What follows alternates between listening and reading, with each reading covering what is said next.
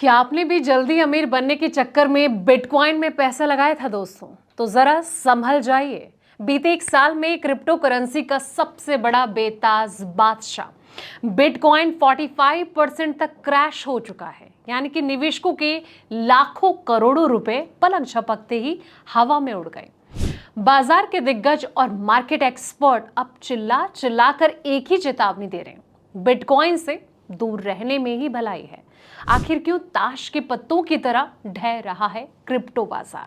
क्या ये सिर्फ एक गिरावट है या फिर बहुत बड़ी तबाही की आहट है? आइए समझते हैं क्रिप्टो वर्ल्ड का पूरा गणित इस रिपोर्ट में। नमस्कार, मैं हूं आपके साथ संध्या विष्ट और आप देख रहे हैं द इकोनॉमिक टाइम्स हिंदी। दुनिया की सबसे बड़ी क्रिप्टो करेंसी बिटकॉइन करीब 1.63% टूटकर $63,500 के आसपास पहुंच गई है और इसकी बड़ी वजह अमेरिका ईरान के बीच बढ़ता तनाव और कच्चे तेल की कीमतों में तेजी रही है। निवेशकों को डर है कि अगर महंगाई फिर बढ़ी तो अमेरिकी सेंट्रल बैंक फेडरल रिजर्व ब्याज दरें जो हैं वो लंबे समय तक ऊंची रख सकता है।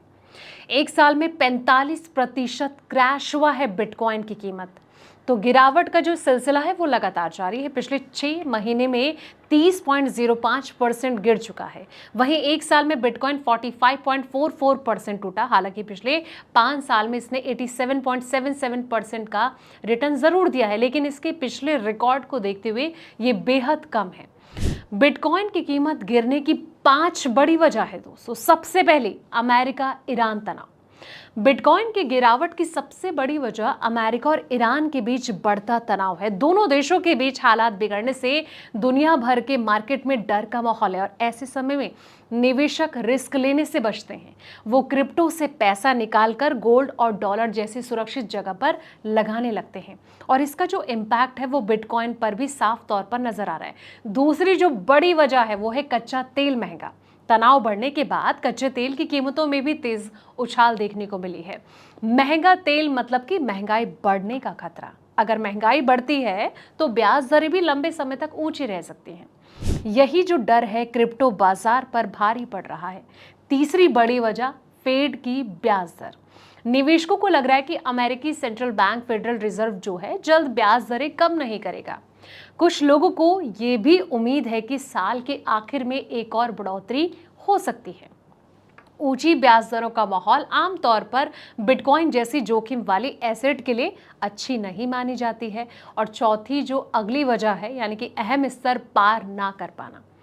बिटकॉइन ने 65,200 से लेकर $65,500 के बीच का जो स्तर है वो पार करने की कोशिश की, लेकिन सफल नहीं हो सका। इसके बाद कई ट्रेडर्स ने प्रॉफिट बुकिंग शुरू कर दी। बिकवाली बढ़ी और करीब $63,500 के करीब पहुंच गई। तकनीकी चार्ट भी फिलहाल कमजोरी का संकेत दे रहे हैं और इसी में अगली वजह जो है खरीद से ज्यादा बिकवाली। एक अच्छी बात यह है कि स्पॉट बिटकॉइन ETF में लगातार पैसा आ रहा है और इसका मतलब बड़े निवेशकों की दिलचस्पी अभी खत्म नहीं हुई है। लेकिन दूसरी तरफ तेजी आते ही कई निवेशक जो हैं वो प्रॉफिट बुकिंग कर रहे हैं, इसलिए खरीदारी का इम्पैक्ट पूरी तरह दिखाई नहीं दे रहा है और बिटकॉइन जो है वो दबाव में बना हुआ है। दोस्तों, बिटकॉइन के लिए अहम लेवल्स क्या हो सकते हैं? डेल्टा एक्सचेंज की रिसर्च एनालिस्ट रिया सहगल का ये कहना है कि बिटकॉइन ने 65,200 से लेकर $65,500 का स्तर पार करने की कोशिश की, लेकिन सफल नहीं हो सका और इसके बाद प्रॉफिट बुकिंग बढ़ती चली गई और कीमत जो है वो नीचे आ गई। अब उनके मुताबिक अगर बिटकॉइन $63,000 के नीचे जाता है तो ये 62,300 से लेकर $61,800 तक फिसल सकता है। अब बाजार की नज़र कच्चे तेल की कीमतों, अमेरिका ईरान तनाव, अमेरिकी बॉन्ड यील्ड और कंपनियों के तिमाही नतीजों पर रहेगी। यही चीज़ें आगे बिटकॉइन की जो दिशा है वो तय कर सकती है। लेकिन जिस तरीके से सवाल ये आ रहा है कि अब बिकवाली जो है वो थम जाएगी, तो मुड्रेक्स के लीड क्वांट एनालिस्ट अक्षत सिद्धांत का ये कहना है कि गिरावट के बीच कुछ अच्छे संकेत भी मिल रहे हैं। ग्लासनोड के ऑन चेन डेटा से पता चलता है कि लंबे समय से बिटकॉइन होल्ड करने वाले निवेशकों की बिकवाली अब कम होने लगी है और इसका मतलब है कि घबराहट में होने वाली बड़ी बिकवाली शायद अपने आखिरी दौर में है। उनका ये कहना है कि पिछले 2 दिनों में स्पॉट बिटकॉइन जो है ETF में करीब $290 मिलियन का शुद्ध निवेश आया और इससे बाजार को जो है वो सपोर्ट मिला है। हालांकि तेजी आते ही कई निवेशक जो हैं मुनाफा वसूली करें। यही वजह है कि बिटकॉइन अभी भी अपने 50 महीने के मूविंग एवरेज यानी कि करीब $65,900 से नीचे कारोबार कर रहा है दोस्तों। अब निवेशकों के लिए क्या सलाह है, तो PI42 के को फाउंडर और CEO अविनाश शेखर का ये कहना है कि ETF में लगातार पैसा आना अच्छी बात है। इससे पता चलता है कि बड़े निवेशकों का जो भरोसा है अभी भी बना हुआ है और उनके मुताबिक बाजार इस समय एक हेल्दी कंसोलिडेशन के दौर से गुजर रहा है, यानी कि आगे की तेजी से पहले यह सामान्य ठहराव हो सकता है।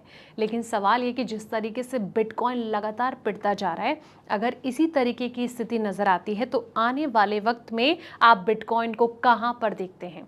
क्या आपने भी दांव लगाया है? आपके पोर्टफोलियो में बिटकॉइन है तो अपनी राय जो है कमेंट बॉक्स में ज़रूर दें और साथ ही इस रिपोर्ट को लाइक करें, शेयर करें, चैनल को सब्सक्राइब करना ना भूलें ताकि पल पल की ऐसी अपडेट्स आपको मिलती रहें। तब तक के लिए आप देखते रहें द इकोनॉमिक टाइम्स हिंदी।